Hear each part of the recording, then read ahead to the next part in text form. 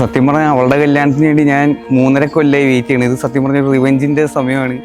ഒരു 3.5 കൊല്ലം മുമ്പ്, പ്രത്യേകം പറഞ്ഞ സെപ്റ്റംബർ 3-ാം തീയതി 2021 ഞാൻ കാനഡയിൽ പോയപ്പോൾ എൻ്റെ വീട്ടിലുള്ള എല്ലാവരും എയർപോർട്ടിൽ നിന്ന് പൊട്ടിക്കരയുമ്പോൾ അവൾ മാത്രം ഒരു മൂലയ്ക്ക് നിന്ന് പൊട്ടിച്ചിരിക്കുകയായിരുന്നു. അപ്പോൾ തൊട്ട് ഞാൻ അവളുടെ കല്യാണത്തിന് വേണ്ടി വെയിറ്റ് ചെയ്യായിരുന്നു. ഇനിയിപ്പോൾ ഇവളിന്ന് പോകുമ്പോൾ എനിക്ക് ആ ചിരി അവളുടെ മുഖത്തേക്ക് ചിരിക്കണം. ആള് ഇച്ചിരി പ്രശ്നമാണ്. ഇനിയിപ്പോൾ അഭിനന്ദേട്ടൻ സഹിച്ചോളെന്ന് വിശ്വസിക്കണ്.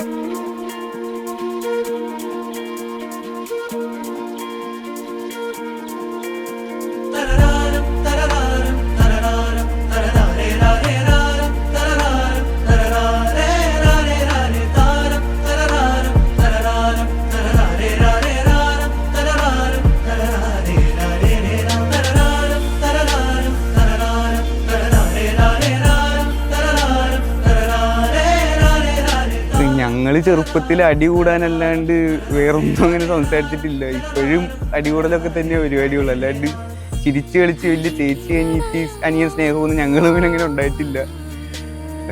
ഞാൻ ഇപ്പോൾ പറഞ്ഞ പോലെ കാനഡയിൽ പോയപ്പോഴും അവർക്ക് സന്തോഷം മാത്രമേ ഉണ്ടായിരുന്നത്. ഇപ്പം എല്ലാം ഒറ്റയ്ക്ക് അടിപൊളി എൻജോയ് ചെയ്യാമല്ലോ. ഇനിയിപ്പോൾ അവിടെ ചെല്ലുമ്പോൾ അനുഭവിച്ചോളും മിക്കവാറും.